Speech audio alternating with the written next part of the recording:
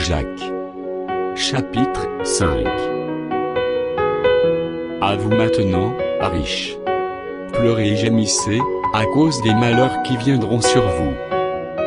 Vos richesses sont pourries, et vos vêtements sont rongés par les teignes. Votre or et votre argent sont rouillés, et leur rouille s'élèvera en témoignage contre vous, et dévorera vos chairs comme un feu. Vous avez amassé des trésors dans les derniers jours.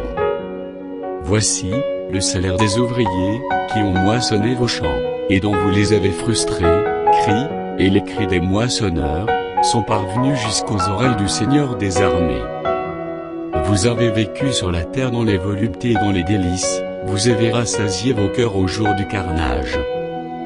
Vous avez condamné, vous avez tué le juste, qui ne vous a pas résisté. Soyez donc patients, frères, jusqu'à l'avènement du Seigneur. Voici, le laboureur attend le précieux fruit de la terre, prenant patience à son égard, jusqu'à ce qu'il ait reçu les pluies de la première et de l'arrière-saison.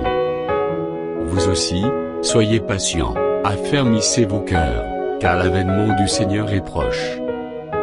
Ne vous plaignez pas les uns des autres, frères, afin que vous ne soyez pas jugés. Voici, le juge est à la porte.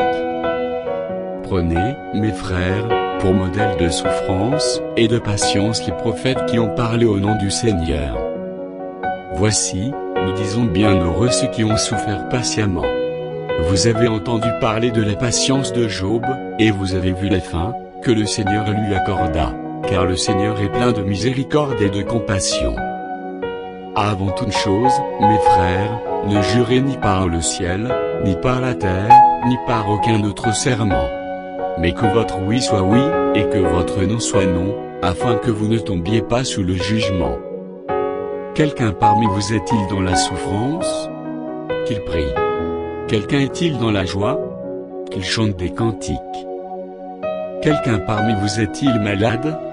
Qu'il appelle les anciens de l'Église, et que les anciens prient pour lui, en loignant le nom du Seigneur.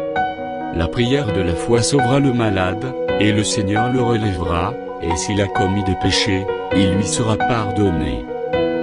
Confessez donc vos péchés les uns aux autres, et priez les uns pour les autres, afin que vous soyez guéris. La prière fervente du juste est une grande efficace. Élie était un homme de la même nature que nous. Il pria avec instance pour qu'il ne plût point, et il ne tomba point de pluie sur la terre pendant 3 ans et 6 mois. Puis il pria de nouveau, et le ciel donna de la pluie, et la terre produisit son fruit. Mes frères, si quelqu'un parmi vous s'est égaré loin de la vérité, et qu'un autre l'y ramène, qu'il sache que celui qui ramènera un pécheur de la voie, où il s'était égaré sauvera une âme de la mort, et couvrira une multitude de péchés.